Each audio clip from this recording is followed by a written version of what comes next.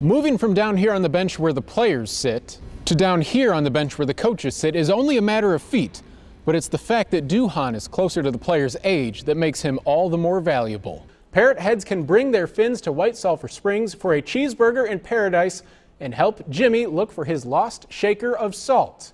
Does Gino still need another Heisman moment like you had, or does his 8-touchdown game against Baylor earlier in the season carry on enough in voters' minds? Before a Sunday night game, while playing for the Patriots, instead of introducing himself as Randy Moss from Marshall University, Moss said that he attended Rand University. This game is special for a lot of people, especially the Marshall players who are wearing unique helmets. Oregon's not the only school who gets cool uniforms when it comes to big games. If they have size on their side, experience could be on your side. This is your second trip to the tournament in the last 3 years. What did you learn as a head coach from your first trip to the tournament? Well, there's a lot of this kind of stuff that's involved with it. Joe Wittkamp is one of the strongest men in the world. That's what his silver medal in an international weightlifting competition says. Joe Wittkamp is one of the strongest men in the world, from the waist up.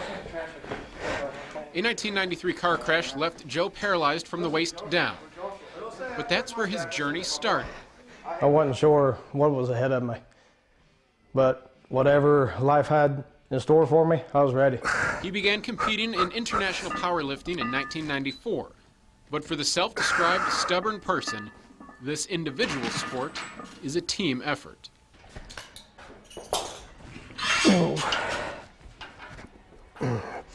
And if it weren't for these guys, I wouldn't be able to do this. Joe and a group of friends lift weights together in his basement. But his success on the international stage is shared with the group. He's probably one of the most competitive people you ever meet. And it really doesn't matter to me how he does, just he's getting to do something he's always wanted to do. And that's all that matters. 21 years ago, Joe Wittkamp's life was forever changed. And 2 decades after the accident, he lives every day with a smile on his face. It makes me more positive. I know if that had happened to me, I just know how I am. I would probably be one of those people that would be depressed about the situation, and he's not like that. I never would have dreamed that I'd be doing probably something like this when, my accident first happened. I was having nurses coming in, dressing me. I wasn't sure if I'd be able to dress myself for the rest of my life. My life was turned upside down, and I wouldn't go back and do it over for nothing. I love the life that I live today. Just because we was put in a chair don't mean our lives are over.